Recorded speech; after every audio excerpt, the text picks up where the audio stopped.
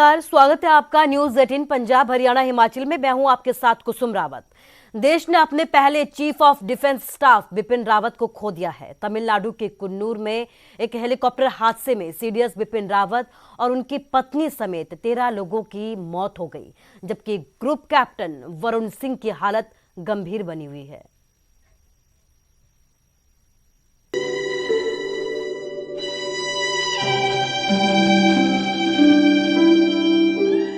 तमिलनाडु के कुन्नूर में हेलीकॉप्टर हादसे में देश ने chief of defence staff Bipin Rawat को खो दिया। राष्ट्रपति, प्रधानमंत्री समेत कई लोगों ने उनके निधन पर शोक जताया। ट्विटर पर राष्ट्रपति रामनाथ कोविंद ने लिखा कि जनरल बिपिन रावत और उनकी पत्नी मधुलिका जी के असामयिक निधन से स्तब्ध और व्यथित हूं।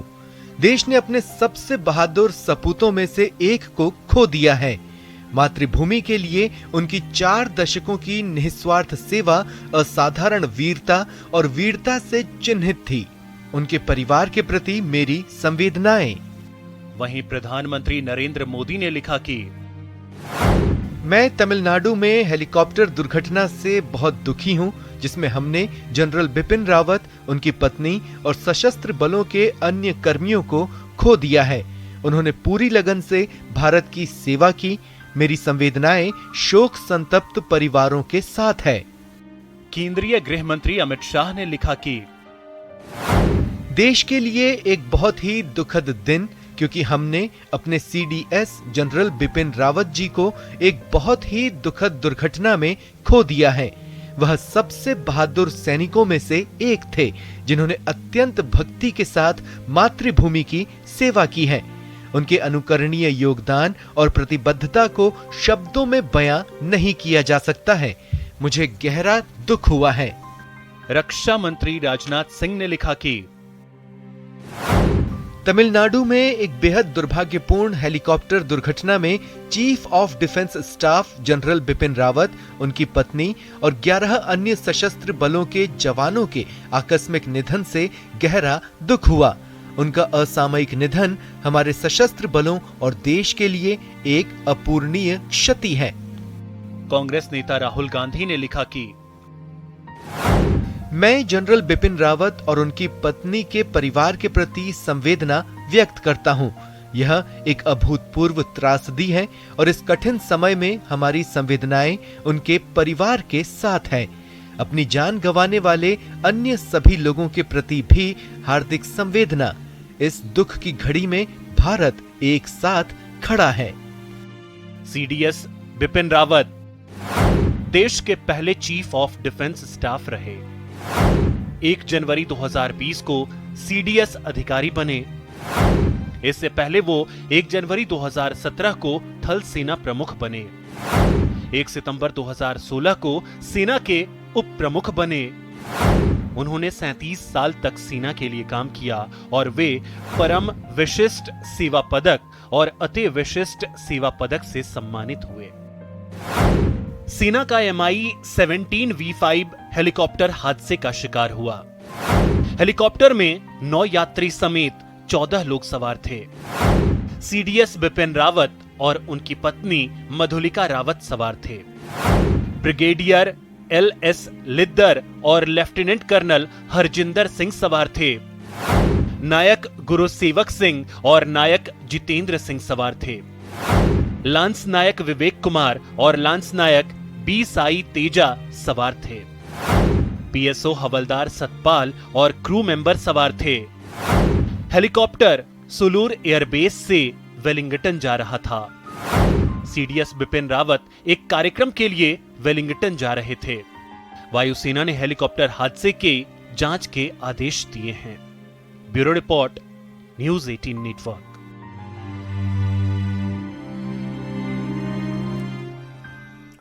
तो पूरा देश जनरल बिपिन रावत को नमन कर रहा है, श्रद्धांजलि दे रहा है। और इसी कड़ी में हिमाचल के मुख्यमंत्री जयराम ठाकुर ने भी जनरल बिपिन रावत के प्रति अपनी गहरी संवेदनाएं व्यक्त की हैं। सब स्तब्ध हैं इस सारी घटना से और कल्पना से परे की बात है। ये घटना सबको विचलित करने वाली है। और विचलित करने के साथ साथ में पूरे राष्ट्र का एक बहुत बड़ा नुकसान उस दृष्टि से मैं कह सकता हूं कि हुआ है। और खबर किसान आंदोलन से जुड़ी हुई है। किसान आंदोलन को लेकर सबसे बड़ी खबर सामने आ रही है। किसानों की सरकार के साथ सहमति बन गई है, सरकार के ड्राफ्ट पर सहमति बन गई है। ये बयान सामने आया है गुरनाम सिंह चढ़ूनी का। आंदोलन खत्म करने का फैसला फिलहाल नहीं लिया गया है। सरकार के ड्राफ्ट पर आज एक बार फिर से किसान संगठनों की बैठक होगी।